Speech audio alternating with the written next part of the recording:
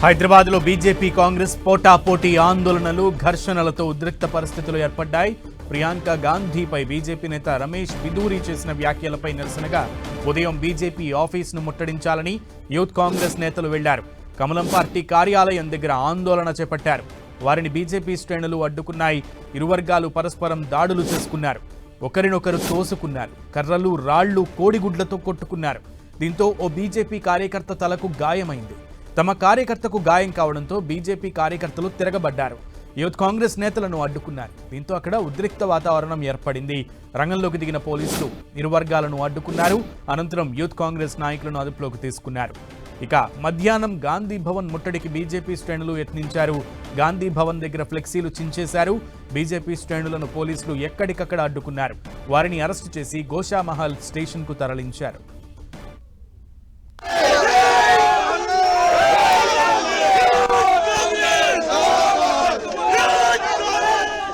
హైదరాబాద్లో BJP versus Congress కార్యకర్తల రగడ కొనసాగింది. మధ్యాహ్నం వరకు తీవ్ర ఉద్రిక్త పరిస్థితులు సృష్టించింది. పూర్తి సమాచారం మా ప్రతినిధి కిరణ్ అందిస్తారు.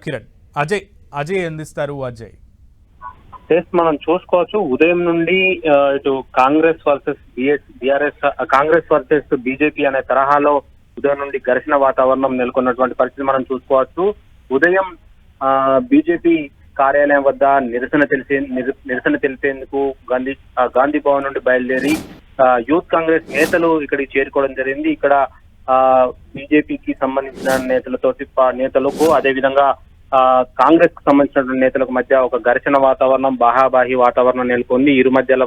ఇరు వర్గాలు కూడా దాడులు చేసుకున్నాయి. పరస్పరం ఒకరిపై ఒకరు కర్రలతో, ఒకరు రాళ్లతో దాడులు చేసుకున్నటువంటి సందర్భం మనకు కనబడింది. అయితే కాంగ్రెస్ శ్రేణులు బీజేపీ కార్యాలయం వద్దకు వచ్చి గొడవ చేయడాన్ని, ముట్టడి చేయడాన్ని, రాళ్లు రువ్వడాన్ని సీరియస్ గా తీసుకున్నటువంటి బీజేపీ శ్రేణులు, ముఖ్యంగా బీజేవైఎం శ్రేణులు అదే స్థాయిలో గాంధీ భవన్ కు వెళ్లి కౌంటర్ ఇద్దామని ఒక ప్రతిచర్యను చేపట్టడం అది కాస్త మరింత ఉద్రిక్తతకు దారితీసింది. ముఖ్యంగా బీజేవైఎం రాష్ట్ర అధ్యక్షుడు మహేందర్ ఆధ్వర్యంలో బీజేవైఎం శ్రేణులంతా కలిసి బీజేపీ కార్యాలయం నుండి గాంధీ భవన్ కు వెళ్లే క్రమంలో పోలీసులు వాళ్ళని అడ్డుకోవడం, వారిద్దరి మధ్యలో ఘర్షణలు తలెత్తడం, ఒకరు తోపులాట వాతావరణం కూడా నెలకొంది. గాంధీ భవన్ వద్దకు వెళ్లి ఫ్లెక్సీలు చింపేసి అక్కడ ఒక రణరంగాన్ని అయితే సృష్టించినటువంటి పరిస్థితి మనం చూడవచ్చు. అయితే ఈ సంఘటనలన్నీ జరగడానికి ప్రధాన కారణం ఢిల్లీ బీజేపీ ఎంపీ ప్రియాంక గాంధీ పట్ల చేసినటువంటి అనుచిత వ్యాఖ్యలే అంటూ